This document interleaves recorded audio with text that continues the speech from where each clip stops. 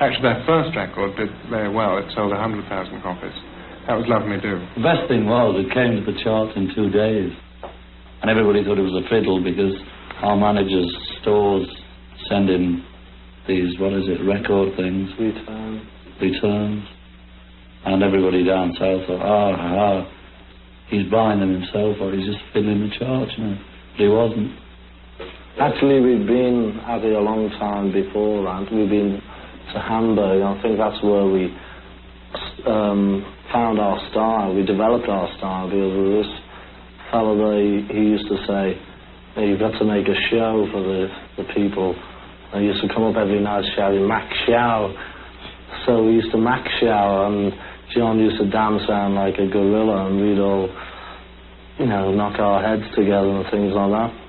Anyway, we got back to Liverpool, and all the groups there were doing this sort of shadows type of stuff.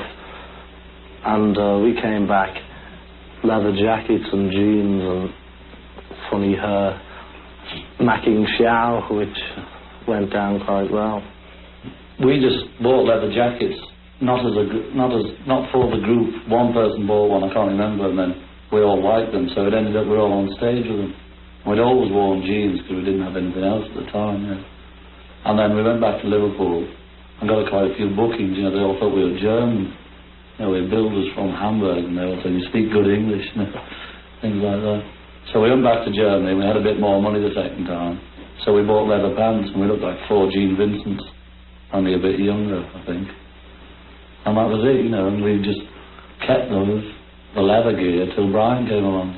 It was a bit sort of old hat anyway, all wearing leather gear.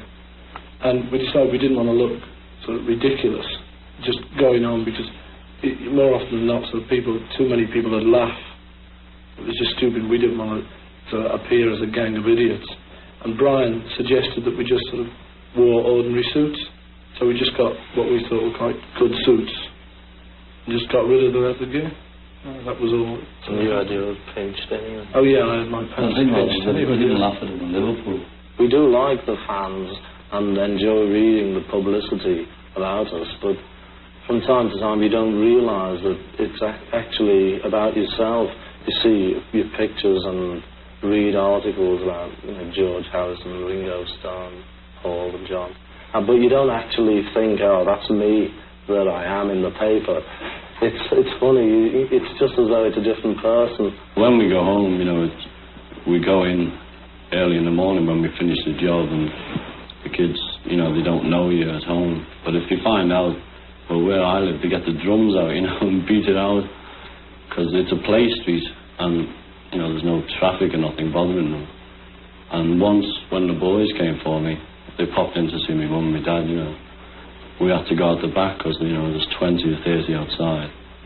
And they wouldn't believe me, mother, they'd knock in saying, can we have their autographs?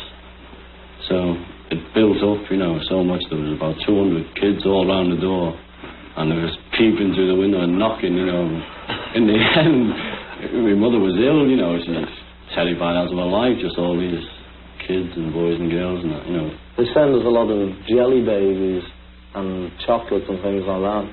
Because somebody wrote in one of the papers about presents and things that we had given to us, and John said he got some jelly babies, and I ate them. But ever since that, we've been inundated. We had about 2 ton a night.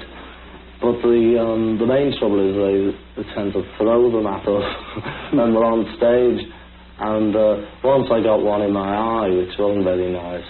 In fact, I've never been the same since. It all sounds complaining that, we're not. We're just putting the point, it affects your home more than it does yourself, because you know what to expect. But your parents and your family, they don't know what's happening.